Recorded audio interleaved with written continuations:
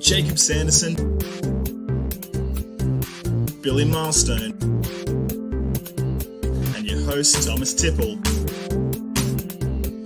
Dynasty Podcast. This is the Full Tilt. Full Tilt. Full Tilt. Full Tilt. Full Tilt.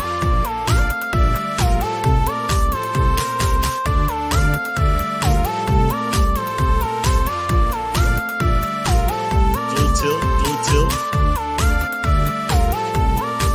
Full Tilt.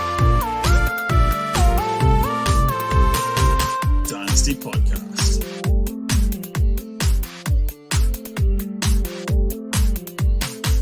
Jacob Sanderson, Billy Milestone, and your host Thomas Tipple. This is the Full Tilt Dynasty Podcast. Are you coming to the tree? They strung up a man, they say murder free. I volunteer! I volunteer as tribute!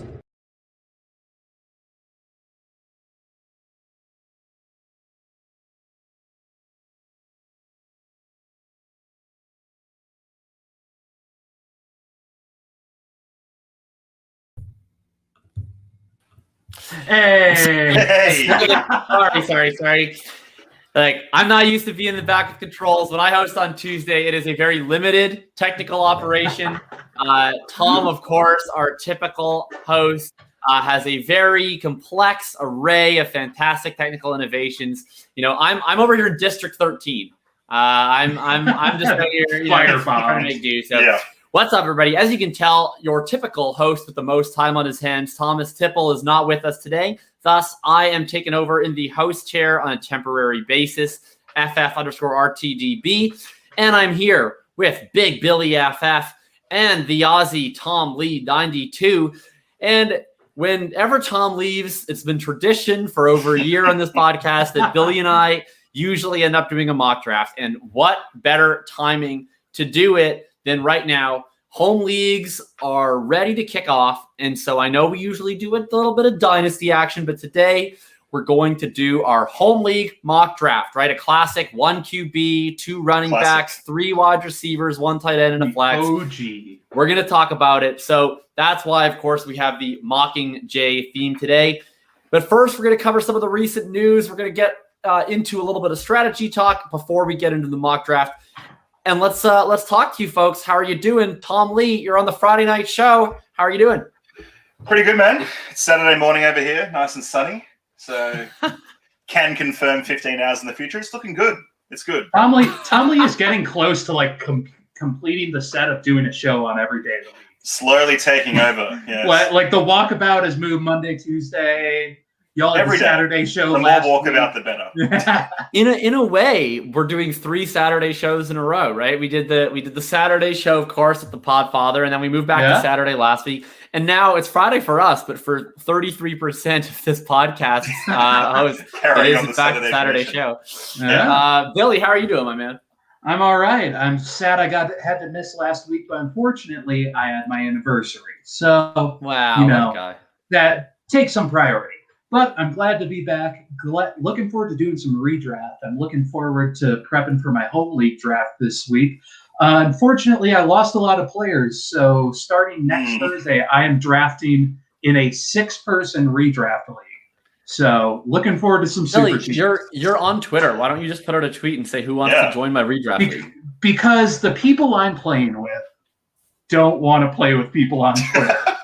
Because the people you on can lie Twitter, to them. You can lie to the people you're playing with and just say, "Hey, I just found these 4 guys." These are best mates of mine. Yeah, that would be a Billy. Your own podcast network is ending with you.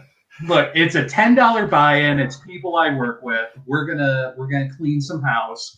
I will gladly post the team I end up with on Twitter because I think it's gonna be hilarious. The dude who has 101 works next to me and was asking me if he should take Mahomes or CMC 101.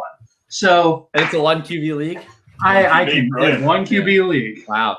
You know, I am my looking favorite forward is to whenever you see these like ridiculous redraft teams from home leagues, the ongoing joke is always people be like 8-man league, and you'll be like, no, actually 6. Yeah. Well, even better. Last year, I had that same question going on, and my entire team died on the field. So you know what? COVID or Fortunately, no. Just Dak Prescott, Saquon Barkley, Joe Mixon. no excuses, buddy. Just be better. One of those times. Be better. Be better. All right. Well, let's get into the news here. Speaking of dying on the field, we had some injuries. We're not going to talk about it at length because it's been a while and it's been talked out to death. Yeah. So we're just going to, breeze over the top of it. Not breeze like Billy's blog post that's gone up just the other week, but we're going to breeze over the top of it. Yeah, Travis Etienne, of course, the first-round running back for the Jacksonville Jaguars, one of my favorite players this year, out for the season with a Lisfranc injury. As it pertains to redraft first, because we're talking about redraft today, you're obviously no longer taking Travis Etienne. James Robinson, where do you feel comfortable? Is this a locked and loaded RB1 like he was last year, or is this a different situation this year? Tom, we'll let you go first here. Yeah, not a locked and loaded RB1. Mid to late RB2, just based on volume. I was talking yesterday with Tom on the walkabout, and I really have questions about this Urban Meyer offense and what's going on. It's just too unknown right now. We don't know not only the split. I don't really care about Carlos Hyde, but we just don't know what it's going to be. And that's the biggest concern right now. I'm not even worried about the Urban Meyer offense. I'm fading James Robinson because I think there's absolutely no way he gets the workload he did last year.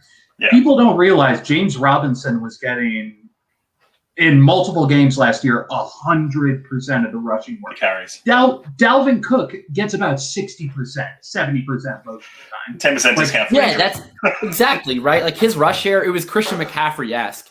Yeah. He can it be was better. right. Like I have people saying, like, you don't think he's going to be the workhorse? Like, yeah, I do. I think he's going to be the workhorse in the sense that we mean it for 90% of running backs, right? Yeah. There's a difference between workhorse running back and what he was. Like he had a better role than Derrick Henry last year. Yeah, I think the offense is going to be better. I think he's going to get a lion's share of the workload. I just don't see a way that he is winning in the same way he was last year. I think James Robinson is a very good running back. I think the Jaguars did a really dumb thing drafting Travis Etienne. Not because Etienne is a bad player. I think NFL teams, when they get a value at running back like they did with Robinson, they need to stick with it. That's why I like the Dolphins not going out and getting someone like Javonte or Aaron Jones during free agency, and instead choosing to roll with Gaskin and Malcolm Brown. As dumb as much as we like to pick on Malcolm Brown, I think it's a valuable choice. So moving into looking at Etienne in redraft, he's in redraft or not redraft in Dynasty. I think he's a hard fade in redraft. Yeah, I mean I'm just grateful they did put him on IR because notably Cam Akers isn't on IR. Which I think is really interesting. Aggravating. If you're a commissioner, by the way, if you're a commissioner and your IR spots don't allow like pup list players to go on IR, like fix that shit now. Seriously, man, look in the mirror, be a better person. You suck. If you're that commissioner, you suck. The leagues where I have to look at Cam Akers and I can't even replace the roster spot because he's not on IR yet with a torn freaking Achilles. Absolute like jabroni behavior out of those commissioners. Absolutely.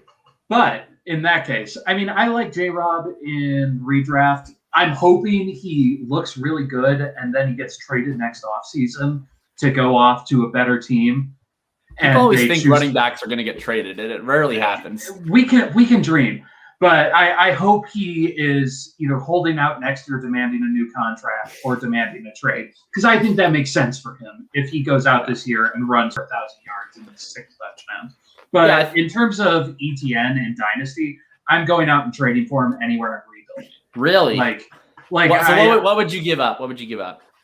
Right now, if I was in a rebuilding team, I would be trading away just about any win now asset. Okay, I mean that makes sense. So someone like Julio Jones, I think, is a prime target. Okay. That makes sense. Yeah. If you have a dude in your league right now who has 3 running backs and Etienne was their RB4 and they were going to lock and load it this year and win the championship no matter what, go out and get Etienne. Give him Julio Jones. Yeah. Give him the belt, and you can continue your rebuild correctly. Like that's the boat I'm in with Etienne. I agree with that. Like I'm in one league where my team is absolute trash, and I offered Odell Beckham and Logan Thomas for him. Like that's the kind of deal I would do. The one deal that I've been pulling off a lot, we talked about this on the Tuesday show. Shane also got this deal done a lot. It's just like as an Etienne rosterer is just Etienne to get like a 22 first or 23 first. I don't really know why people are giving up first for Etienne. It doesn't really make any sense to me, but I'm very happy to do it. To me, like Etienne, and I love Etienne. He was a guy that I thought, was actually worth trading up for if I had a late. He was first. our RB1. Yeah, like I was very willing, to give up like my 110 or 111 or whatever it is, add a second to that, move up to the 1.6 to 1.8, wherever I needed to be to actually acquire him. But obviously things change, right? When you're acquiring a player, you don't expect them to have a Liz Frank injury to their foot before they ever play a snap. And at this point, the reality is he was a mid-first round pick, and he's not going to provide anything this year. Hopefully he'll provide something next year. I'm sure I will not be able to sell all of my shares. So I am very, very, very hopeful that he will be terrific next year. But the odds are pretty stacked against him. You don't want your rookies missing an entire first year due to injury. I would much rather just re-roll the pick. You're going to be able to get a quality player with that 22 or 23 first. Even if the person on the other end of the deal thinks it's going to be late, they don't know it's going to be late. No one knows what picks are going to be late, this early on. So I'm pretty content to re-roll. Let's quickly address here. Sony Michel traded to the Rams. All right. Again, people have talked about this a lot, so I don't want to get super into the weeds with this. But one thing that I always find really interesting is like the first 30 minutes of after a trade happens, before you get any beat reports, before you get all of these different analysts with their takes.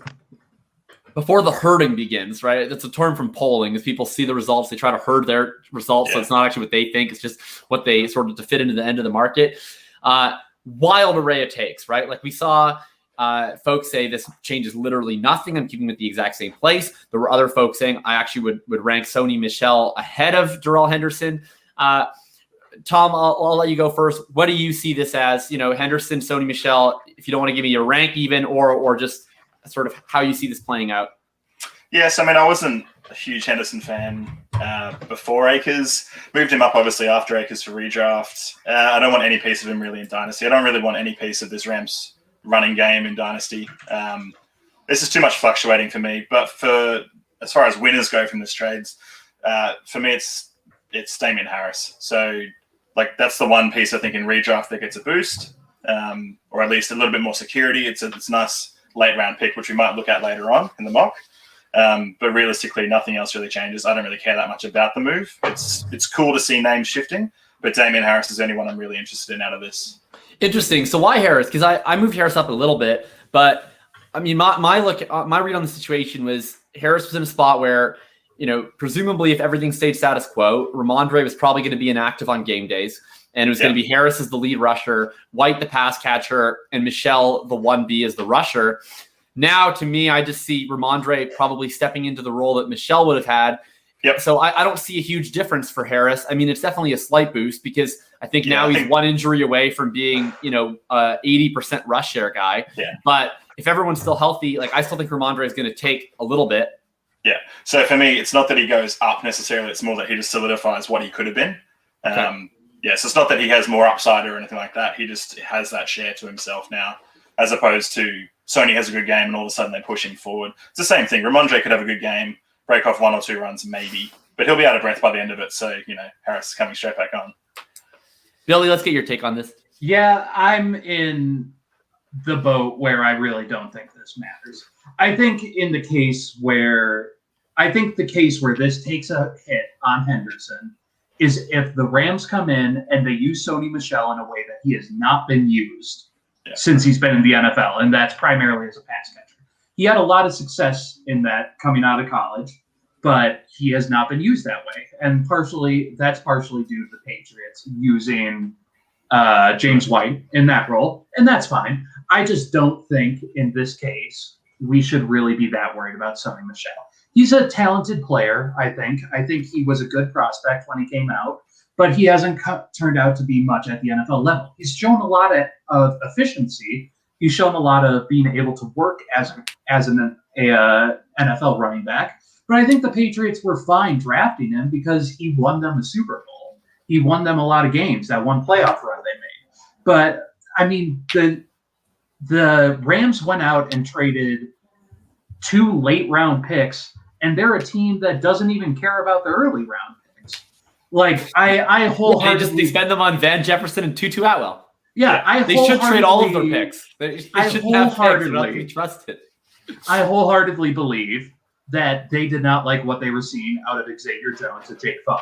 Which is not surprising because there's Xavier Jones and Jake Funk. Jake Funk, yeah. Jake, the most exciting thing about Jake Funk is his last name. Mm-hmm. Absolutely. But besides that, I think that is all that this is they added a depth piece in case Henderson, who has history hurting himself, if he goes down, they now have a running back that they can use moving later on into the year because the Rams are expected to be a deep playoff team. Yeah. Like, that's all I think it is. I think maybe we shave 30 rush attempts throughout the year off of him, but yeah, I think with Henderson, I don't know, it is a shift to me because I think that there's a legitimate hit. I mean, Sony is a very large person. They used Malcolm Brown a lot last year, right? Like, so I don't know how good Sony is. I'm pretty sure he's better than Malcolm Brown. Like, in fact, I'm quite sure that he's better than Malcolm Brown. So if they were willing to use Malcolm Brown on third downs last year, if they're willing to use Malcolm Brown at the goal line last year, it's very conceivable that they would want to use Sony for that, especially after giving up essentially a 4th round pick. So I do think it makes a difference. I mean, Henderson, realistically, he's a slasher back. He's not a guy that you want carrying the ball 20 times a game. But the issue is he's also never really been a pass catcher at the NFL level. I think that he has shown more as a pass catcher than Sony Michel, at least at the NFL level. We really have not seen Sony be a pass catcher since Georgia back in 2017. So it's interesting. I think that the goal line work is probably my biggest concern for Henderson. I moved him down. I had him pretty highly. I had him ranked RB16 just because I really like this offense and because the competition he was with prior to Sony was just not NFL caliber in whatsoever. And so I felt like there was a bit of an opportunity for Henderson to sort of become a workhorse by default in a really good offense. And we actually know he's quite efficient per touch. So it's a downgrade for me, but he's still RB20. To me, he's kind of Miles Sanders-y, Josh Jacobs, Javonte Williams tier for me in redraft. And now he's behind the Carson, Montgomery, folks that I had him a little bit ahead of before. I just don't think he has quite the upside. Let's quickly address this question before we get to the Billy stat corner. And that is, does Jamar Chase get any suspension, yay or nay? I don't know if anyone else is something different to me. I don't know. Probably not, at least not anytime soon, and not based on the information out so far. All there is right now is an Instagram story that was deleted an hour later. Obviously, if this did happen, that's extremely serious, and I hope that the NFL and legal authorities take it extremely seriously if there's a case presented. But if nothing else comes from it, it's really hard for me to believe that there would be a suspension. There's just not a lot that we really have to go off of yet. Yeah, we're gonna have to wait and see. So I think it's a wait and see for me. I did not do a good job because I have not seen anything about this. So I will get back to this. Okay. All right. Well, let's get into, when we come back, we will be having Billy's Stat Corner.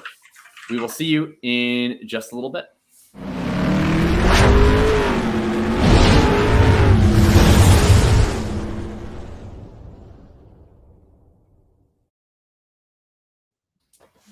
All right, we have much more success there with the...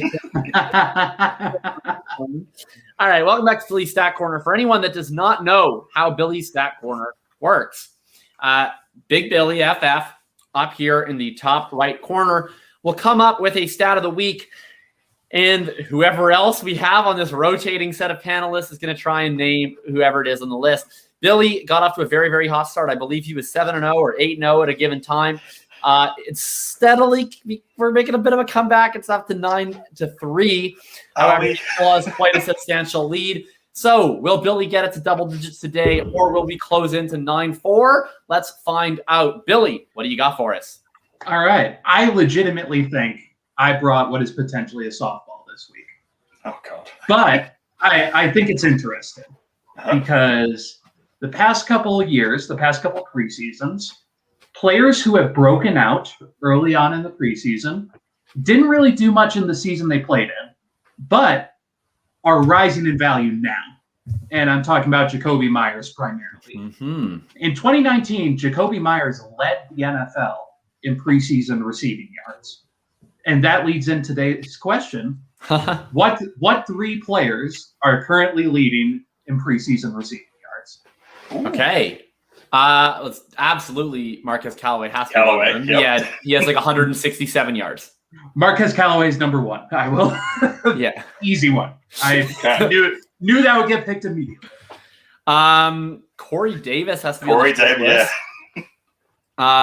It might not be it, but he definitely has a lot of yards. He got 70 last game. Yeah, he had 70 last game, and he got targets the first game. I think he got like at least 20 or so. Oh, Hamler had 102 the first game, but he only had 2 the second game. Who else has done some stuff? Terrace Marshall's done some stuff. Yes, actually, I bet Marshall's there. I think he's up at like 130 something. Because he's getting a lot of snaps. Let's lock in Marshall. I think Marshall. Sorry, I just opened up CBS Sports and it started blasting like a guitar riff in my ear.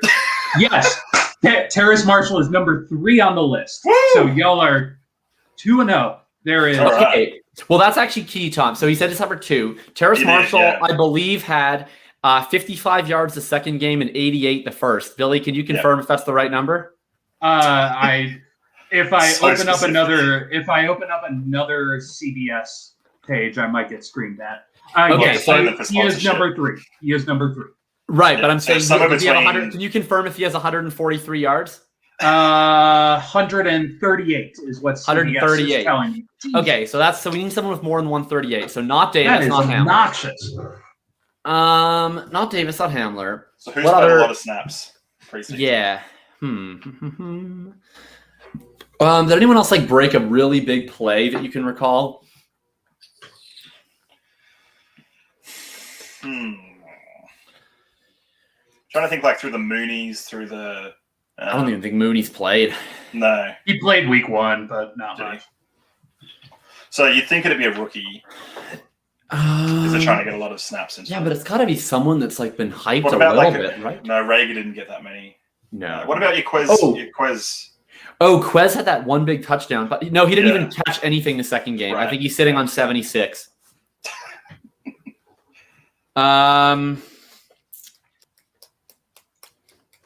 Is Tavon Austin playing with Jacksonville right now? Yeah, he is actually. Oh God, that ad is obnoxious. CBS Sports just keeps blasting in my ear. Shout out to CBS Sports. Yeah. Are we gonna? Man, I want to freaking get these. Like, I want to get this right. Yeah. Oh wait, Pittsburgh's played 3 games, right? They have. Yeah, because they played an extra one. Yeah. Who's done stuff for Pittsburgh? I think Claypool had the big first game, but then he didn't play. He got hurt. But then he didn't play in the third one, so it's on him. Deontay and Juju had pretty good games this last time, but I don't really think they did anything the previous one. Yeah, Juju caught a lot behind the line of scrimmage. It wasn't. Yeah, and Najee only had the one big catch. It doesn't have anything like that. Because who they play in the Hall of Fame? Is it Denver in the Hall of Fame? It was Dallas. Dallas. And I don't think that they've their starters haven't done anything. I don't think Malik Taylor has that much. I know he had a couple. Frickin' frack. We got the 2 right off the frickin' top 2. Billy, we're gonna cash in our hint here. Okay, I don't know. I'm going to give you a simple one here because I feel like there's reason to understand this hint, but I don't want to make it abundantly clear on the first. Okay. So there is a lot of reason based on my history to believe that I like this player. Okay. Has Tajay Sharp done anything recently? Tajay Sharp, Mooney, Corey Davis. Corey Davis, but I don't think he has more than Marshall. I don't think so. Who else is part of the Big Billy Brigade? That's it. It's like Brandon Cooks. He hasn't done anything. No. Part of your history. Has Marquez Valdez-Scantling done anything in this preseason? Not again. Surely not again. This sucks. How many guesses do we have? We got 3 guesses. Yeah, we haven't You got had- any wrong yet. You I had don't know 3 if we can do strikes. anything If you go through 2 more, I'll give you an easier response. Do we go with Corey Davis just to give it a Sure, shot? let's just say it. Corey Davis. It's wrong, but let's just say it. Corey Davis is not on the list. Okay. Damn. All right. So there's Yeah. 2 players left in Billy's favorite players. Yeah. He loves AJ Brown. He's certainly not him. No. There is reason to believe, not I like this player a lot. Oh, hasn't Josh Palmer had like a pretty good preseason? What about him? Has he done anything? Josh Palmer. I know he caught a touchdown the last game. Or Zay Jones? Like what? I don't know. Like a Buffalo secondary. Because Buffalo. Oh, actually, yeah. Who's Buffalo even played? Isaiah McKenzie? Is he? God. Outside of his COVID issue. No one from Miami. No one from Cincy. All right, y'all used one hint. I'll go with another. Jacob brought this player up on the podcast I wasn't on last week, but had trouble remembering who he was. What? I brought this player up, but I didn't even remember who he was. Yep. But I brought him up. Yep. If you guessed like, Oh, come on, Jacob. I have no idea. I have no clue. You want to blow through one more, and I'll give you the last hint. Say whoever you want, Tom. I got nothing. I'm trying to think. I think the last hint will help, Jacob. Yeah. All right. We'll just take the X. Just give us the X and then give us the last hint, and then we'll go all out for this. All right. I'll say y'all guessed Malik Taylor. He was number 7. Anyway. Okay. Besides, I did mention Malik Taylor, so there we go. Yes. Yeah, there you go. So, last hint. This player is playing on a team that drafted a QB in the first round. Oh, okay. Now combine all those hints together. Oh, San Fran. Oh, it's got to be Trent Sherfield. Oh, wait. Oh, he's digging. He's shoveling. Oh, I'm just helping you. I'm digging Yeah, so it's got to be deeper hole. Okay, so it's either is it okay? So I think it's either Racy McMath or McBath or whatever the frick his name is. Racy McBath salts. Trent Sherfield, or I don't think it's a Patriots guy. It's not a I don't think it's a Jaguars guy. No. Is there any other quarterbacks in the first round? Oh, the Jets, but no, it's not any of the Jets. So I think it's got to be Sherfield. But did I talk about Sherfield? Or is it I'm trying to think McMath? back to last week. Did you wouldn't have mentioned McMath last week? I think I kind of did. I think I actually did. Did you? I think I might have mentioned McMath. Why? I like watching the torture. All right. Yeah, let's do that. Flip a coin. Yeah, Let's do McMath. Let's get racy with it. Let's get racy. Final guess? Yeah. Yeah. It is neither Trent Sherfield or Oh. Racy Oh, McMath. jeez. Okay. Damn it. It is Rodney Adams, the guy who pulled the 80-yard reception from Andy Dalton last week. Rodney Adams. Rodney Adams. I mentioned that guy. I don't even know who he is. That's not a real name. Last week you said the Bears wide receiver with the big play who I can't remember his name. Right. Okay, well, I still can't. If you would have said the Bears wide receiver with the big play, I would have let it go. I would have given it. Well, congrats, Billy. I was never legitimately getting that don't even one. know who Rodney Adams is. I'm pretty sure he's an accountant. You're 10 he has Rodney Adams he and has Associates. 7 receptions for 150 yards this offseason. That's actually wild. Good for him. When we come back, we will talk about players who actually matter and might, play in the NFL one day. So we're gonna do doing our redraft, mock draft, home league style when we come back.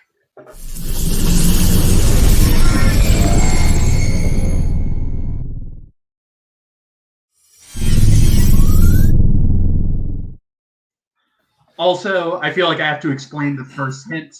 I have a propensity for liking Bears wide receivers. Oh, okay. Right, Yeah, I just okay. thought you, I don't know, just like Rodney Adams. All right, really quick before we get into this, if you once you get through your home drafts, which I know you're all excited to do, that's what we got you covered for today. What's something you're going to be looking at? You might want to be looking at player props, right? Let's say you had Travis Etienne. You already did your home league. Now your season's not looking too good, right? How else are you going to be able to grind some of those edges this season, enjoy the football season? You're going to want to do it with betting player props, and there is no better place to do that than Thrive Fantasy. If you are going to head over to Thrive Fantasy, what's better than betting player props is betting player props for free. That's why if you deposit $100 on Thrive Fantasy when you sign up today using the promo code FULLTILT, you will get a $100 deposit match. That's right. Go to Thrive Fantasy for all of your player prop needs all season long and use promo code FULLTILT for $100 off. Now, let's get into it here. We're going to do our little mock draft here. Oh, I'm sorry. Use the overlay. There we go. Overlay's done. Look, we're getting through it here. Mock draft's about to start. I will quickly explain how this works. So each of us is assigned to a draft spot. You can see here on the screen, at least you can sort of see here on the screen that Billy is going to be chilling at the 1-3. Then we're going to have myself is at the 1-8. Tomlie's at the 1-12. We just sort of drew to make sure everything was spaced out a little bit here.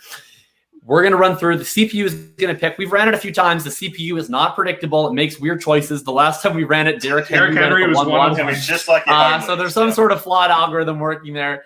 And I'll be drafting Mahomes. Yeah, exactly. So that's how it's going to be. There we go. Now everybody can see everybody, right? Perfect. There you go. Okay, so we're going to kick this thing off. We're going to talk through our picks a little bit. And Billy, whenever you want to hit it. Yeah, I'm remembering how to do sleeper. Hang on. Give me just a second. All right, draft is underway. All right. This is usually why, if I have the option to pick, I want to pick in the early, top 4 picks. It's so that I get one of the options in redraft of McCaffrey, Kamara, Dalvin Cook, or Derrick Henry.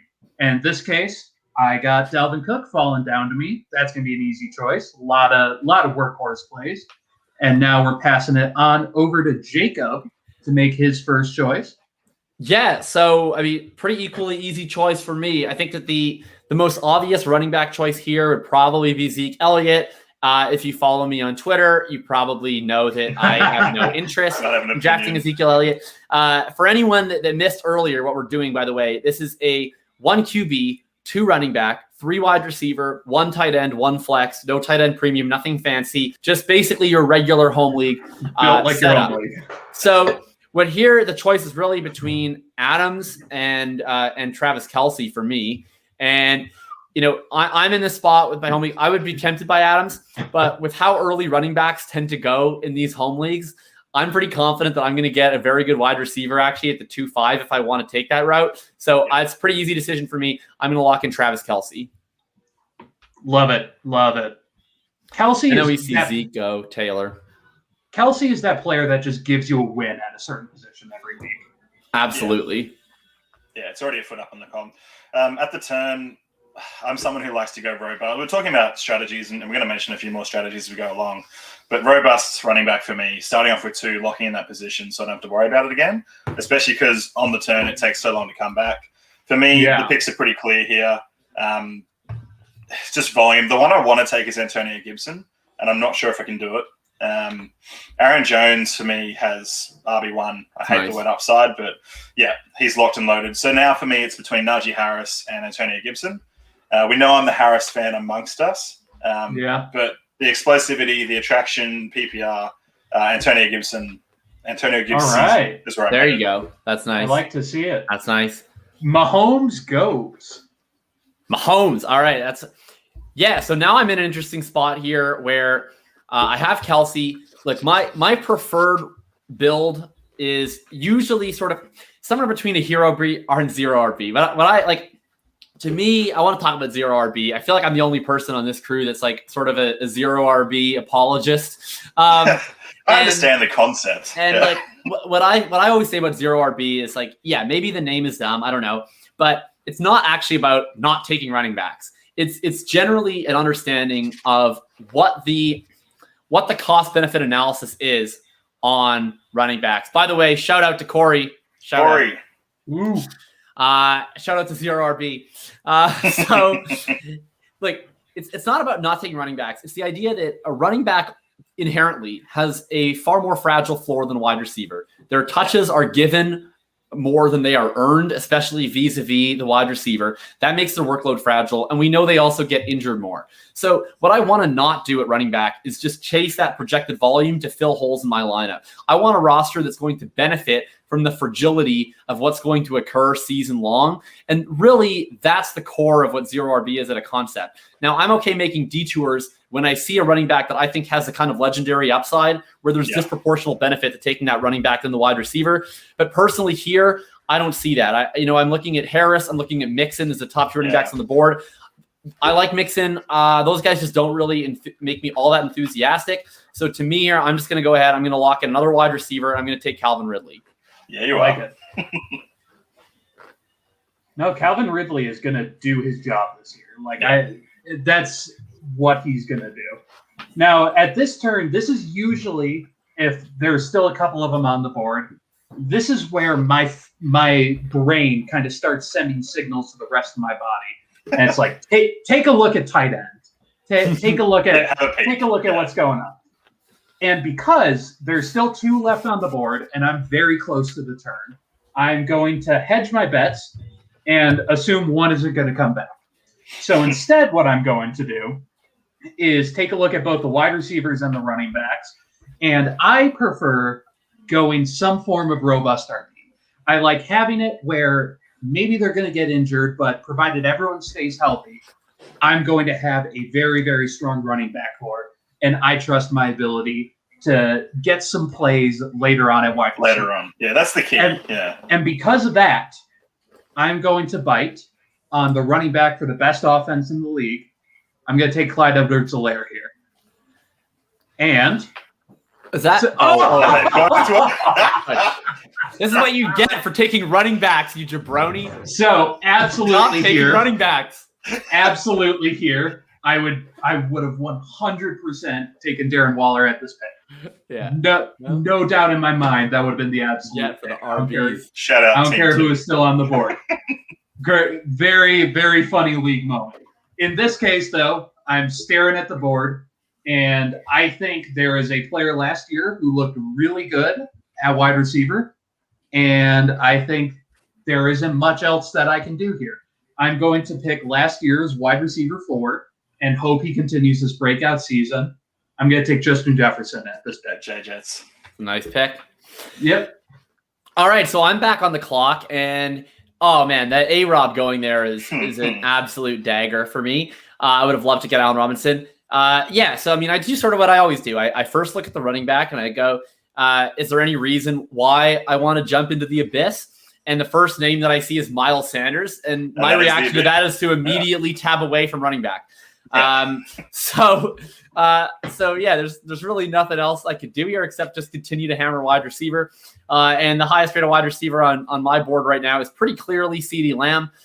So I'm going to take CeeDee Lamb. You know, if I'm right, my idea on, especially with this sort of zero RB build, is I want to be irreplaceably and irreplicably elite at wide receiver, right? Yeah. So yes, these other teams might get off to a faster start. They're going to fill running back holes. And I understand that it is harder to sort of fill some of those running back holes early on in the season.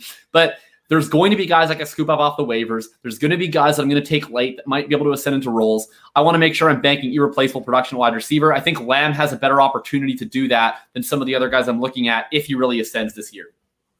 Yeah. So for me at this turn, a few things start to weigh into it. So we look at the roster construction. We know there's 3 wide receiver. So the importance of that has to slide up slightly. Again, you always look at running back first just because of the demand on the position. You see Chris Carson, Darrell Henderson. So you tab away from that like Jacob did before. Kyle Pitts is at the top of the tight ends. There's no positional advantage there. Don't even think about QB. So that's fine. So we're looking at wide receiver because we want to fill in these 3. And for me, again, so the idea of robust running back, the idea of trying to fill out these positions is, for me, I want to try and secure a high-level floor and then shoot for upside later on. So I want two players that are going to have guaranteed volume on high offenses that are guaranteed to score points. Jacob made it easy taking CeeDee Lamb before, so now I get to take the other pick in Cooper because I hate deciding between these two players. And the other one for me will be Chris Godwin, just because I like his chance of getting decent volume this year. He still puts up good points. He may not win me a week, but I know he'll have me in most weeks. Definitely. Cooper, couldn't agree more on that one. And I think Godwin is also a really phenomenal wide receiver. I love this area of the wide receivers. Like in my perfect world, it's fantastic. My perfect world, Gibson or Eckler would have fallen to me, where I was there at the 2.5. That would have been great. And I could really take advantage. They didn't. That's fine. I'm quite content to punt running back far into the abyss. We can start 4 wide receivers a week in this format. And so I'm just going to keep hitting wide receivers. I'll take one of my favorite players in the NFL, and that's DJ Moore. I think between Ridley and Lamb and Moore, that's 3 guys with a ton of upside. And that's a really easy pick. I know some people might be more interested in Chris Carson. My issue with Carson, yes, I do think that he can be a back-end RB1. We've seen that. It's just the injury risk is high for every running back. I think it's especially high for Chris Carson. It's proven to be. And we know he's never going to get that full workload, right? He hasn't had a top 5 caliber workload in his first 4 years in the league. It's not going to start now. So to me, I don't see the maximum upside that's worth deferring chances at a more stable sort of back-end wide receiver 1, high-end wide receiver 2 that I think Moore is. All right, moving on to my pick. I was kind of hoping Julio would get to me in this case. I'm kind of sad to see him not. So instead, I want to go with another player who I think is going to get a lot of target share. And as one of the further down the board wide receivers I could get right now, who has yet to, in the last 3 years, has not finished lower than the wide receiver 14 in PPR. I'm going to take Robert Woods. I'm going to take Robert Woods. It's a big Billy energy pick. No, he is. I think Justin Jefferson is going to have a lot of blow-up games this year. But I also think it's going to be the case where he may have some games where Kirk Cousins can't throw a ball to save his life, which can be a couple games a year. So in that case, I want to hedge my bets on some of the safer floor players, take Robert Woods there, and now I can go start taking some players who I like their upside, who I think also have that possibility to any given week absolutely take over a game. And a couple years ago, we saw Deebo Samuel do this, where just every couple games he would get 15 targets and would absolutely destroy. Yeah. Now, I think it's a different player in that offense. I'm going to take Brandon Ayuk to slot in as my 3rd wide receiver here and bet on an absolute breakout from him. I really love that start, Billy. All right. So now it's back to me here. And there's 1 wide receiver left in the tier, and I know I already took 3, but there's still 1 wide receiver to me that's you can start 4 far above the rest of these running backs. I can start 4, and so I'm going to add another young upside wide receiver. And that's going to be T. Higgins. Damn it. I think that T. was Higgins not is who an I thought it absolute was going stud. to be. I think T. Higgins is an absolute stud. I have T. Higgins ranked so aggressively. He's my wide receiver 17 this year. I have him ranked above Julio. I have him ranked above Cooper Kupp. I think that, look, I wrote about him recently in my Stacks article on Player Profiler, but he's a guy that he did everything he wanted as a rookie. He was up over 20% target share. That was more impressive command of volume than even CeeDee Lamb last year. He was in a class really with Ayuk, with Jefferson in that regard. Yes, Chase is going to come in there, but when Burrow is healthy, this team threw the absolute shit out of the ball. They threw it at the highest neutral rate passing propensity in the league. Their defense is not that good. They're going to throw it a whole ton again. And yes, maybe he won't see that 25% alpha target share that others will, but a 22, 23% target share is fully within his range of outcomes. And that goes a very long way in this Bengals offense. So I'm happy to get him. Yes, I know I need to take a running back at some point. No, I don't really care. T. Higgins scares me. Interesting. Yeah, because T. Higgins was the guy I wanted to slide to me. So this turn, I want to add another wide receiver. The tight ends have gone. T. Higgins was the guy, and as soon as you said young receiver, I knew you were going to take him away from me, which is very sad. I thought someone else was going. I was hoping. I play pool too, but yeah. Yeah. So I would that's say who it was, but I'm hoping he comes back. Yeah, so that's where I'm sort of sitting between us now. I've got Deontay Johnson, who's a bit of volume, but Chase Claypool is more of that upside, big boom wide receiver that I think can have massive games. And I said before I took floor, so now I want to start taking some upside. So Chase Claypool is the wide receiver that I'll take to add to my team. Yeah, so I was hoping that you were going to take anyone else but T. Higgins. That's fine. Looked at tight ends. So both Hockenson and Andrews went in that 5th round. Decent value for them. I think the volume Hockenson's going to get makes him possible to take in that round. And I might have looked at him at the end of the term, but he's gone. So now that whole tier is wiped out. QB, not worth looking at just yet, but it's starting to become a little bit more present in my mind. Do I take another wide receiver for the flex, or do we look across at running back? We're saying it's getting deeper. I know that one team in this draft has started to fade running back. Jacob. So me in Team 7. I got my other 0 RB friend right beside me at Team 7. What I would start to do is I'd start to look at, well, if I'm going to take a player and there's a possibility to trade them within the season, do I start putting some positional stress on? And J-Rob and Williams both stand out as guys. I love Javonte. I don't know when he's going to break out this year. And we know J-Rob's got the volume. So they're two that do appeal here. I don't want to take Deontay because he's from the same team as Claypool. Some guys like taking that stack, but I'm not one of them. Judy's also someone who I like the upside of, but I'm going to start putting some pressure on that position. I'm going to take Javonte Williams. Oh, Jacob's RB1 is James Robinson. Here it comes. Yeah, so this is just such a beautiful scenario. The 0 RB god smiled on me. We're sitting here in round 6, and I can get a guy who was a top 10 running back last year. We already mentioned, I don't think that he's going to be that guy this year, but he's still sitting there right around RB 19, I believe, in my ranks right now. RB 18 actually, because I moved Henderson down a touch. So I'm pretty content to slot in James Robinson. Worst case, I think I'm getting a solid RB2 floor. If things break right, then I'm going to get, that low-end RB1 upside. And to me, if I'm looking at this board, this is why I enjoy CRRB, because I'm looking at Swift, Jacobs, Monty Sanders, in round 3, Henderson, Carson. Yeah. To me, J-Rob is easily in the same tier as all of those guys. And, now I'm able to get those points banked up at the wide receiver position. So I'm feeling quite happy. And now that I have one guy who I think is an every week starter for me at running back, RB2, I almost just don't care, because to me, RB2, there's going to be Orleans Darquas and Wayne Gallmans and Gio Bernards that I'm going to pull off waivers. They're going to be my lineups at some time. And so now I don't really have to worry about it too much, and I just get to shoot for upside.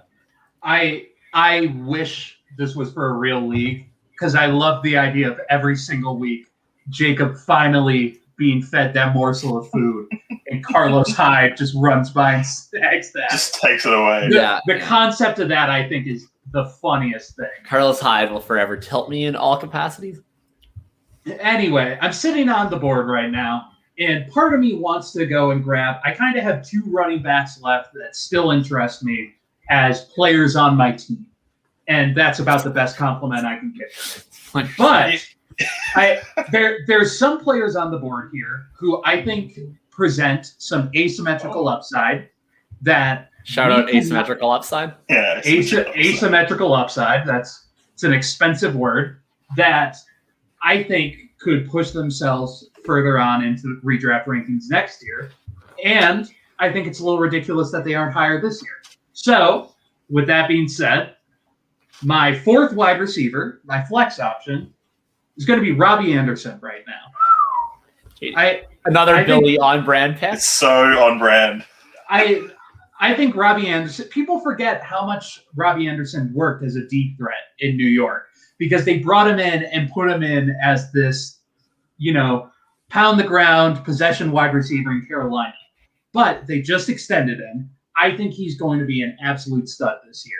And with McCaffrey coming back, I think that offense could be a lot better and present a lot of work for Robbie Anderson moving forward. Now, back on the board, because I had the turn, and there's a couple players here that still kind of interest me. Part of me wants to take Noah Fant. Part of me wants to buy into the profile. There's the narrative that tight ends tend to break out in their 4th year. But there's also a player on the board who I think presents a large amount of upside. And moving forward, specifically this year, I think they can make a push to be a wide receiver 1. Mm-hmm. And I can sit him on my bench, and if he ends up blowing up, I can just start slotting him in instead of Robbie. Yeah. So with that being said, my wide receiver 5 is Jerry Jeudy. Yeah, I think you should have taken him before Robbie. But that's I would have flipped those 2 picks. Yeah. All right. Yeah. That's fine. Yes, That's process worked. Process work. All right, so I'm back up on the clock here. And at this point, it's like, okay, are we going to take a flyer on RB2 or are we not? There's a lot of wide receivers that I like similarly right now. Some I'm more emotionally attached to than others. But to me, there's only one running back left that I think has some sort of path to being an RB1 without an injury. And I don't want to risk someone else taking him. So I'm going to go ahead and select Trey Sermon. I think that's a guy where, if he's able to assert himself and take that job, I don't think it's going to happen in week 1. But personally, we all know how extremely bountiful the running back position is in that Shanahan 49ers offense. The issue is, they've used multiple guys to do it. But to me, I don't just buy that Kyle Shanahan, is forever tied to the idea of a committee. I always say running backs make committees, not coaches. I think if Trey Sermon comes out and he asserts himself that he's clearly the best running back on that team, that he can contribute in all phases of the running back position, I don't know if that's going to happen. But if it does, we could see him being a 60-70% snap share guy, I think, by the time we get into the second half of the season. And that's a tantalizing upside to get here in round 7. Yeah, I don't disagree with that. I mean, you're right. Looking through the rest of the running backs available, Jones, Carter, Harris, Connor, none of these guys, as much as Harris will have volume, scream that they have any upside near the RB1. So for 0, I'd be like that. For me, because I went Javonte last time, we're pretty well-rounded. Want to double tap on wide receiver because tight end's still looking pretty bleak. It doesn't really matter to me at this point. Never really matters to me at the start of the draft anyway, but that's not the point. No one at QB screams positional advantage either. The Lamar Jacksons, the Kylers, the Dak Prescotts, all those guys have already gone. So I'm not looking there. So it's wide receivers with, again, we want upside, we want point scoring. Brandon Cooks is a guy that is getting slid down draft boards like crazy. He has massive volume. I don't know who's throwing him the ball, but he's going to be good. So he'll be one I tap there. And then I'm looking down the board a little bit more. You got Billy Needles, who doesn't play till week 2, but I don't mind him. Yeah, I don't mind him in that that Miami offense. Pittman, not really. So I'm going to go with Laviska Shenault. So we talked about that Jacksonville offense before. We're not sure what's happening with it, but Trevor Lawrence is still a good quarterback. Laviska is an outstanding player, and at this point of the draft is an outstanding value for me. Yeah, I would have absolutely loved if Laviska Shenault was available for my next pick. So really, there's 3 guys to me that I would be torn between normally, and that's the aforementioned South Beach Billy Needles and Michael Gallup and Tyler Boyd. So the tiebreaker for me just comes down to I already have a Dallas wide receiver and I already have a Bengals wide receiver. In best ball, I would love to take 2 from the same team, take the quarterback and stack it because I don't care which one goes off each week. But in redraft, outside of certain matchups, I'm not going to want to sort of bet against the upside case for my individual guy. So since they're all kind of in the same tier anyways, easy choice for me. I'm going to take Will Fuller. I don't really care that he's missing week 1. He's not in my starting lineup the first week. Well, that's it, right? That's the advantage. He's my wide receiver 5. So not a concern for me. And similarly, so like Will Fuller gets hurt a lot. Well, whatever. If he's hurt, slide into the IR spot, gives me extra room to take another, picks up somebody off waivers, and he'll start for me when he needs to. Billy, why don't you make your pick quick, and then we'll have a little quick recap because we'll have been done 8 rounds, which is technically enough to fill your starting lineup if people chose to do that, and then we'll finish up the second half of the draft. All right. Well, one thing I always preach when I'm playing fantasy football is I love to stack. It's one of my favorite things to do. I love getting pure production in terms of a stack. And there's one QB left who interests me in a stack. And I'm going to talk about the strategy a little bit later on in my later picks. But right now, I want to sit down and take who I think is going to have an absolutely phenomenal year in one of the best offenses and a running game that just can't seem to stay healthy. So because of that, I'm going to take Matthew Stafford here as my QB1. I think right about now is the late round, and it's kind of a tear break after that. Tannehill is phenomenal. I just hope he can keep up with it. And then Jalen Hurts is kind of everyone's pick to be the Lamar from this year, the Mahomes or the Allen from this year, the late round QB who can make a push for that QB1. I'm going to necessarily play it safe and take who I think could be a top 5 QB in a couple rounds, ideally, or someone else will take them, and I'll just talk about it later on. I'm personally shocked that Billy would ever play it safe. All right.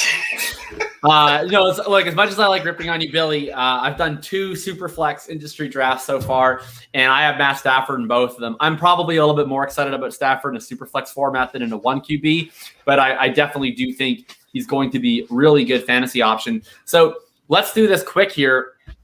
Let's just talk about where we're at with our rosters. Billy, you're up first, so why don't you talk first? I'll highlight this here on the screen. So let us know when you're looking at your roster, how do you feel about it right now, and how do you approach the second half of the draft in terms of what you're sort of targeting based on where you're at? I love my roster right now. I think I'm set up in a position with running backs. Spoiler alert, I'm about to take another one.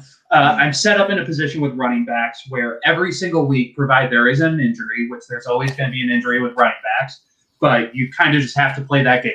Provided there is an injury, I think I have a strong case to beat everyone at running back week to week. That being said, I also love my wide receiving core. I kind of don't like that I stacked Dalvin Cook with Justin Jefferson, just in terms of 2 sides of the offense necessarily not producing at the same time.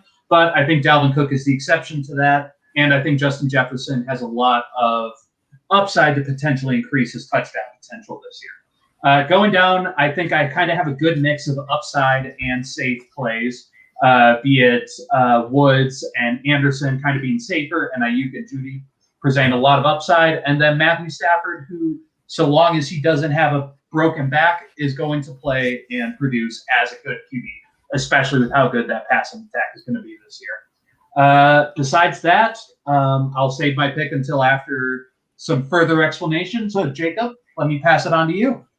Yeah, so looking at my squad, I think I'm pretty happy with the way that this draft has gone. Like I said, in my perfect world, either I get like Barkley, for instance, to follow me at the 1-8 running back I really like, or like I said, Gibson or Eckler to follow me at the 2-5. And then I'm pretty picky with the running backs that I choose. And I just didn't get in those first 2 rounds a guy that I felt really good about to build that hero RB style. And so it ended up being more of a 0 RB build. I mean, my first 4 wide receivers, I truly couldn't be happier. Ridley, Lamb, Moore, Higgins. I see each of them having absolutely sky-high upside. I truly do believe that each one of these wide receivers individually has the upside to be a top half wide receiver 1 if everything goes their way this year. And when I'm building this type of roster, that's really what I am trying to do. I don't really have to worry about floor wide receiver because I'm going to have a lot of wide receivers. I'm going to have a couple wide receivers probably on my bench that I'm happy to start every week. And the only way that this team works is if I get a couple of wide receivers who are providing totally irreplaceable value. And so to me, while I really like, Woods, Cup, Lockett, guys like that, with this build, guys like Moore and Higgins are just more valuable to me. And then you get Robinson. Like I said, I just think I'm thrilled in the value there in the 6th. And then Sermon is going to be the first of many upside darts in terms of trying to capture that upside at RB2. And I think Sermon is in a nice position where you can actually do that without an injury. So my bench, probably going to add maybe 1 more wide receiver. Otherwise, it's mostly just going to be taking as many darts as I can running back. And then at some point, we'll figure out a quarterback. Let's pan over quickly to Tomlie's team. Yep. So, being on the turn is a position I really like because you can control the narrative of your draft as much as you can. Jones, Gibson, good start. Happy with running back. Love the wide receivers. Javonte, for me, like I said, I think we're all pretty high on him. But I think he'll take over as the starting running back pretty quickly in that offense. So he gives me that nice flex or backup running back. And then a little bit like Jacob, I'm just looking to tap tight end maybe once or twice, depending on how we go here. And then it's only he and I that need a QB for our starting roster. And there's still 2 that I like. So it doesn't really matter who goes where and what we do there. It's just tapping guys with upside on the way back. So looking at bench positions, if there's a wide receiver that stands out, I'll grab him. But if not, it's just filling in running backs that you can either trade when they get the opportunity or you can have as backups for your own team. All right. So with that said here, Let's rock and roll. I also just realized that you guys could like see my queue the entire time. I've been looking. Yeah, for it's actually really funny. But anyway, all right, Billy, take it away, buddy. You're on the clock. All right. So. And we'll try and go a little bit more rapid fire for this last 8 rounds. I lost my ability to talk real quick. All right, so the last couple of years, there's been one player who I absolutely love, and his name is Tony Pollard, because I thought any given week he provides the ability to slide into your flex. I always took him. I think that's a great option. However, this year, I think there's a new Tony Pollard, and he plays for my favorite team. Yeah, that's gonna be my next and his name is A.J. Dillon. So I think A.J. Dillon has a lot of touchdown upside to fill in as a flex. I also think if Aaron Jones ends up going down, knock on everything I can find, A.J. Dillon is going to be an absolute starter on my team. So I think that's great value sitting there in the 9th round. Yeah, so I definitely wanted A.J. Dillon to come to my next pick. I would have made it a pretty easy choice. A.J. Dillon, of course, is not here. Just no other running back really sticks out to me. I know that I'll need to add some later, but to me, Dillon was the only one that had that level of upside that actually also has a startable floor. So to me, there's just one player I think is better than everybody else on the board, and I'll just take Michael Gallup. I think he's a really strong option. I'm not sure I'm going to take any other wide receivers for the rest of this draft now, but he's a tier break to me. I think he's a round 6, round 7 quality player. I think that he's going to be an every week flex option. And if something were to happen to Amari Cooper or CeeDee Lamb, we've already seen him be the wide receiver 17 in this offense just 2 years ago. So I think he's a really high upside option, both weekly and season long. Yeah, I agree. So Gallup was the guy that I was going to aim for if I wanted wide receiver. As it is. So we've had a couple of teams double tap on QB, which is interesting. Which is just hilarious. Cool out. It's so strange, but that's all right. So Jalen Hurts is the last one for me that has QB1 upside with his running game until the rookies take over. So that's QB1 on the year, not necessarily QB1 production week to week. So I'll tap him here for QB, secure that position. Then I either look at tight end and put one on my roster, or I look at running back again and see if there's any sneaky value there.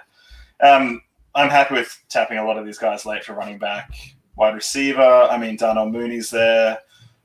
Curtis Samuel, both decent. Will Bateman be healthy? Is he interesting? And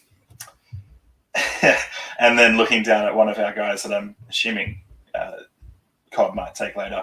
But I'll tap on tight end. Tyler Higbee, I don't know, again, with this running game getting more and more muddled, I don't mind the volume Higbee might see, and I like Stafford as a quarterback. So I'll just put him in there and stream the rest of it if it goes to shit. So yeah, I think so. Coming in here, I mean, we're kind of in the running back zone now.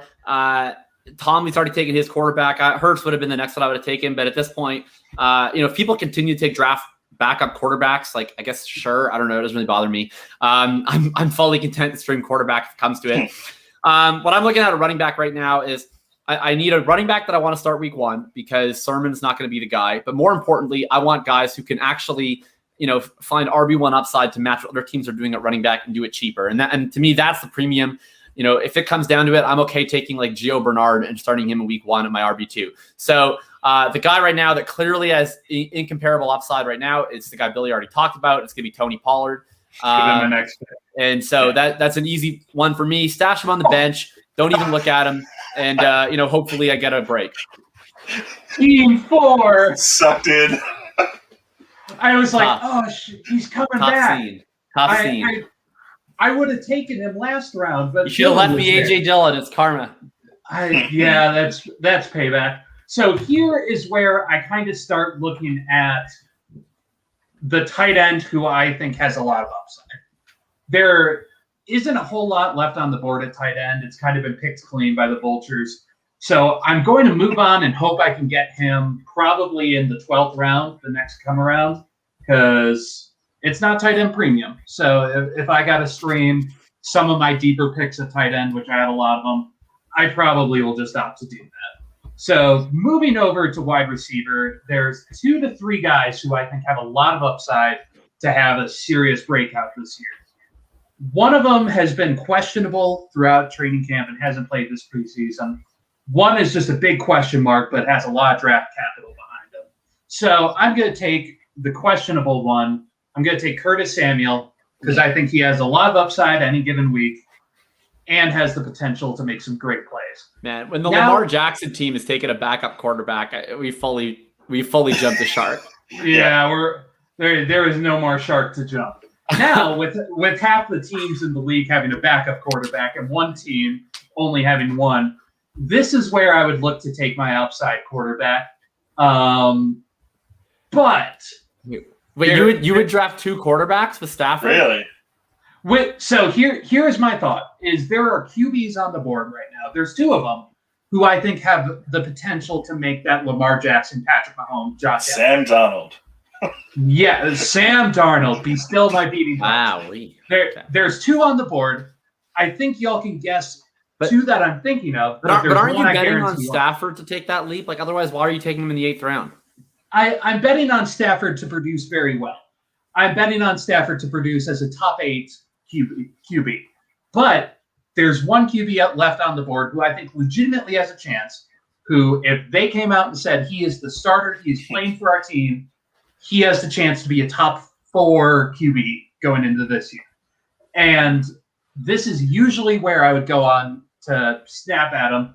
But there's still a lot of value on the board. So I'm going to take a pick that I think is very similar to A.J. Dillon. He's very safe, has flex upside any given week if all my wide receivers, snap their Achilles.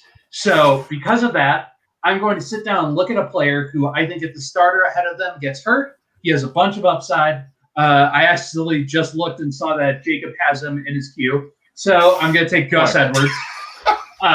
Didn't see that ahead of that. But besides the point, I think Gus Edwards has flex capabilities and has potential to produce as a RB2 if something were to happen to any of the players ahead of them. Yeah, so that's funny. Gus was definitely my plan at the next pick because I still don't have a guy who can start week 1 or really comfortably as my RB2. I think Gus could have been that guy. But at this point, I'm probably just going to take one of those late pass catchers to fill that role. It's been made painfully obvious that I will not get this guy in round 13. And with Fields going off the board, to me, there's a pretty obvious gap between this guy and anyone else. I simply don't care when he gets a starting job. I care about who's starting in the playoffs. And if Trey Lance is not starting by week 14, I will be very surprised. Trey Lance is my QB7 in redraft for that reason. Because when he starts, he's going to be one of the best quarterbacks in fantasy, and I will smash him here. I have taken Trey Lance in every single redraft league that I've done this year, and I will continue to. I think Trey Lance's floor is like QB 12 if he plays the whole season. I totally I think he has so much value in redraft, and I think when we're looking at this next year, we're looking at potentially picking him where we're taking like Herbert right now. Yeah, totally. All right, Tom. Yep, so I'm going to wait to take RB like Jacob is. I'll just pick up what's left. And I'm looking across, because what we want here, especially for the bench, is guys who over the first few weeks can boom straight off the bat and have possibly some trade value. We all know from the walkabout that I'm a very trade-happy and active manager, and that does not change with redraft. So there's 2 guys in the wide receiving core. One of them is our boy, Marquez Moneyman Callaway. Yay! And then I'm sort of split between, do I want to take a shot on one of 3 guys? So Jacoby Myers, Terrence Marshall, or Brian Edwards. And for me, it's Edwards. We haven't really picked anyone from the Las Vegas offense yet, apart from Waller. And if there is a role to be had, he's got a decent shot at it. I'll know by week 2 whether we've got something or not. I think I know Jacob's pick here, and I think it really upsets me. Yeah, well, I'm a little upset actually myself. I would have definitely wanted Jamal Williams. He would have been another guy where, especially with the talk, they might be working Swift in a little bit slowly. I wouldn't be surprised if that's 50-50 snaps in week 1 with Swift working back from the groin. But, of course, he's once again gone. So, once again, it's going to be right down the upside train. I can't imagine that Billy would have taken this person because if he would actually handcuff his running back in redraft, then he's just terrible. So, I will take Alexander Madison. Fucking Jonnu. I really want Jonnu. I think Jonnu has a potential to have a really large target share, and he has that yak ability that makes him very attractive. I think he has the potential to do what we wanted Evan Ingram to do last year. He was going to be my next pick. hands down. And now I'm just sitting here. Wait, and you thought that I was going to take Jonnu Smith? No, I thought you were gonna take someone else. Okay. I was like, when he comes off the board, I'll talk about who I think. Okay. But so now looking down the board, there's one player left who I think, and he comes from the same team as the last two players that just went. I think he has the potential to break out as a wide receiver 2 this year. And at this point, that's just the value I'm going to be sitting on. If he doesn't do anything, he's on waivers by week 2, and I pick up some tight end stream. So with that, I'm taking Jacoby Myers. Nice pick. I think he just has value at his position. And now, all right. So this is going to be my tight end pick. This is kind of where I've been. This is going to be my tight end. And I have a player who I hope comes back to me in the 14th round, who I think has a lot of interest at potential very serious breakout next year. So with that, it becomes a meme every time I talk about him. I think he has a lot of upside as the tight end. He's going to be in a great offense, a lot of red zone targets. I'm taking Jared Cook as my tight end 1. Yep. Nice. That helps the age model. Ideally, I was going to take, like, there were so many situations. I want to take Irv Smith right before he went. I would have taken Tonyan if he came back to me. I wanted Higby. I wanted Jonnu. Like, that's just the way the board fell to me. And if I have to stream tight end, I'll stream tight end. Yeah, so I have 2 picks left, and basically I need 2 starters for my last 2 picks. I need my week 1 QB1, because obviously it's probably not going to be Lance. And then I need to have my week 1 RB1, which is, it's going to probably be one of those pass catchers. So to me, there's one guy at QB1 that really stands out for the rest of the pack, especially if I need someone to potentially start for a prolonged stretch. I'm definitely going to take Tua Tagovailoa. He stacks well with Will Fuller. I love Tua this year. I think he has QB1 upside. And, maybe if Lance doesn't start for 6 to 8 weeks, which I don't think is going to happen, but if it does, I think that it's possible Tua can sustain as a quarterback for a while. All right. So, Tomlie, I'm going to let you talk. But Tua Tagovailoa was – so originally when I was talking about there are 2 players, I think, who have the potential to take that Lamar lead. I feel like a lot of people who may have been listening thought I was talking about Lance and Fields. I was talking about Lance, but number 2 wasn't Fields. It was Tua. Interesting. I think Tua has the potential to come out and absolutely ball. And I think that means he doesn't have the rushing upside. That is where we have to worry about Tua. Like, he was a mobile quarterback at Alabama, kind of in the same vein as we talked about some other players who aren't really mobile, but they are glad to take the ball down and run. But Tua, I think, has very high touchdown upside given the receiving core that they have built around him, and also has a very muddled team behind him. The biggest flag, I think, against Tua right now is how good that defense is going to be. So Tua absolutely was going to be my last round pick in that case. I was hoping he would come around to me. I was hoping I could let him sit on my bench and let the upside come. But besides that, very happy Tua got picked because I think he's very excited. Yeah, I wrote an article this week on the 5 stacks best to break your league, and you can see that I take my own advice because I took both Tua and Fuller, which was number 1 on my list. I also took Lance, who was one of my honorable mention quarterbacks, and then I have Moore and Higgins and Fuller, and that was number 4, number 2, and number 1 on the receivers. The only ones that I'm missing out on here are Devontae Smith and Laviska Shenault, so definitely pumping my guys here. All right, Tommy, last 2 picks. All right, we'll tap and wrap it. Running back, just take some shots, Steve. Keep him on the bench. If something happens, cool. And I'm a little bit evil, so I want to try and hurt Jacob. James White, sure, passing volume. We talked about him before with the Sony Michel news, and the second one will be Sony Michel. Oh, no! Why not? Shit. Damn. Why not have a look to see if there's any upside with that pick? Because, yeah, for him to be sitting here in the 14th and maybe have a share of that Rams offense, I'll take that shot. Yeah, well, Sony Michel was absolutely going to be my last pick.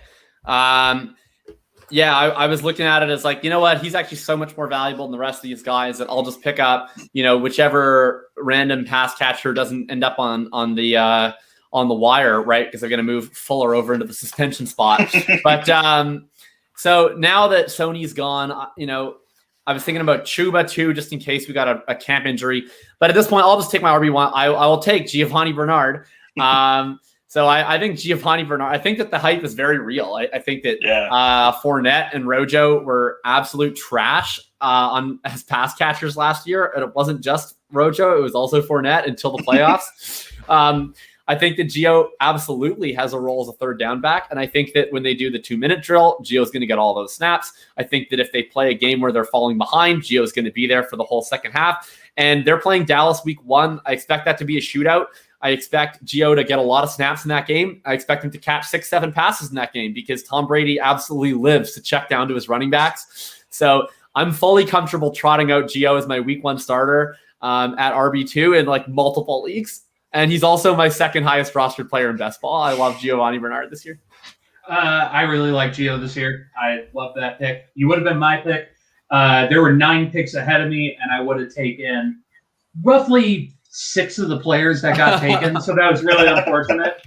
And now I'm kind of looking at the board, and you know what? I don't really want anyone on the board. Like this is a very, I'm gonna let. You don't want Tevin Coleman? No, this is a very, very rough board right now. Part of me wants to like go back and kind of snag some of these other QBs, but the fact of the matter is, if anything happens, they're still going to be on the waiver wires. Yeah, you stream. Everyone in this league has 2 quarterbacks, so if I gotta grab Fitz off the board or whatever, that's fine. So I'm going to take a player who I think is pure upside. He flashed a lot in the preseason. I think there's a dud ahead of him. I know it's a meme that I like the player that's ahead of him, but I mean, he looked very good in the offseason or in the preseason this year. So with my last pick, I'm going to be saying on Pat Freiermuth for my tight end too. He's very similar You're to Jacoby Eric Myers. Ebron guy. That's what I said. He's very similar to Jacoby Myers, where if something comes out and he doesn't do anything, I drop him for a quarterback. It's such a nothing pick this late in the round. But I mean, players like Gabe Davis are still on waivers. So, I traded Gabe Davis basically for a roster spot today, so I'm fine with that. So real quick, just to run down my roster. At running back, I have Dalvin Cook, Clyde Edwards-Helaire, A.J. Dillon, and Gus Edwards. Wide receiver, I have a stacked group: Justin Jefferson, Robert Woods, Brandon Ayuk, Robbie Anderson, Jerry Jeudy, Curtis Samuel, Jacoby Myers. And then quarterback, sitting with Matthew Stafford. I wanted to take a second one. I wanted to take either Lance or Tua. Unfortunately, Jacob had other plans. And at tight end, I am taking purely touchdown upside in Jared Cook and Pratt Freiermuth. Wow, Pratt Freiermuth. Pat Freiermuth. You can't let me talk for more than 2 minutes. Jacob, why don't you take it over? Man, my team, I'm trying to toy with the things that I can see every pick, and for whatever reason, it's just absolutely. Here we go. Finally got it to work. Look at that. I'm going to screenshot it quick while I have it. All right. So my team, I've got Travis Kelce here leading it off. Of course, he'll be at tight end. Ridley, Lamb, Moore, Higgins. They'll all be my starters at wide receiver. Fuller and Gallup on the bench. We'll start 2 in week 1. Hopefully Trey Lance comes in sooner than later. And then running back, it's pretty much an all upside crew. Robinson, RB1. Then we've got Sermon, Pollard, Madison. And Gio probably would be drawing the week 1 start for me, depending on, if we hear anything more concrete out of 49ers camp. And Pollard and Madison are just going to be chilling on the bench, hoping for that injury at some point. So that's my squad. And then Tomlie, how about you? Yep, so Jalen Hurts quarterback into Jones and Gibson at running back. Cooper, Godwin, Claypool make up the starting wide receivers. Higbee at tight end. And then for that flex spot, any of Williams, Cooks, Chenault, Callaway, Edwards, all upside wide receivers in there. So if any break out, then we're looking to play them or to trade them. And then 2 running backs to finish off with White and Sony Michel for a bit of upside. Really like this roster. Would stream quarterback or tight end if any of mine go down or don't perform. All right, that'll do it for us. I'm going to post this up on Twitter. I'm going to get people to vote on who has the best team. Definitely no one will vote me because Twitter absolutely hates zero running back. Zero RB. They just hate it. Yeah. Twitter, every time I post, it's my absolute favorite thing, man. I'll post a team. I had arguably I had the best redraft team I've ever drafted in my life in my home league. And it wasn't even 0 running back. Like I took Kamara in the first round and I didn't even really wait that long for RB2. I took Javonte in the 6th. Yeah. And I posted this team. It was insane. Like it was like Kamara, Javonte. I had Jalen Hurts at quarterback. I had Ridley. I had Waller. I had I think Robert Woods was in there, and I had Judy, Devontae Smith, like all of these guys, like a bench full of like Gallup and Waddle and Pollard and all these upside guys. Sermon was on that team too. And everyone else was like, man, like, have you considered that your RB2 might not start for his own team in week 1? I was like, literally, why do I care about that? Yeah, what am I doing? I was like, I'm starting Hines in week 1 anyway. The Twitter hatred for 0 RB in the face of all win rate evidence will continue to baffle me, but I find it very entertaining. So thanks for the contribution to my Twitter analytics, 0 RB haters. Okay, real quick, Billy, where can we find you? You can find me on Twitter at BigBillyFF. I just started rolling out some of my preview 22 stuff. We looked at Breece Hall and Treylon Burks last week. Treylon Burks is very fun.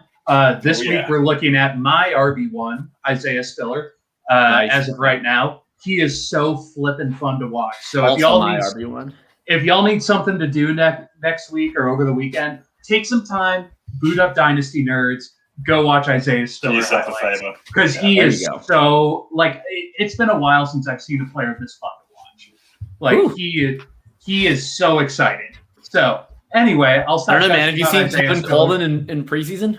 No, but I have seen Lamar Jackson run, and that's who Isaiah Spiller reminds me of. So now we're going to pass the ball on over to Tomlie. Tomlie, where can they find you?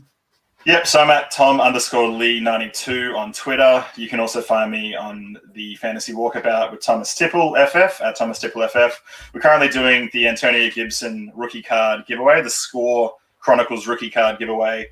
Essentially, follow all of us, all the 4 of us on Twitter. DM us or tag us in a post as to why you love Antonia Gibson the most, and the best post will get the reward of the Antonia Gibson rookie card.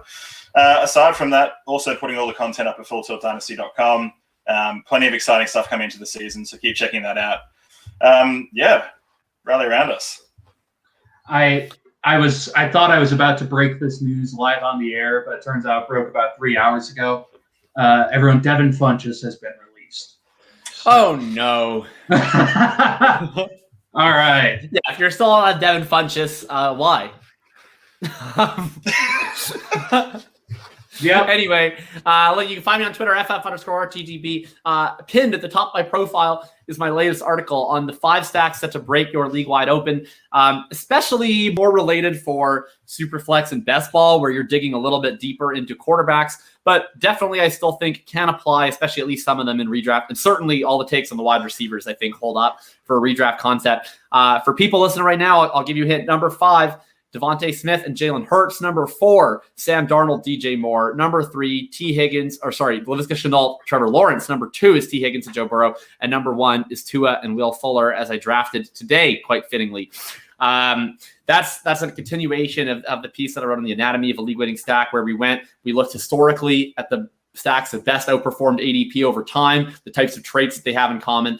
I think of all the stuff I did this summer, this is probably the most actionable content for your leagues, especially if you're doing super flex drafts. I really encourage you to check it out.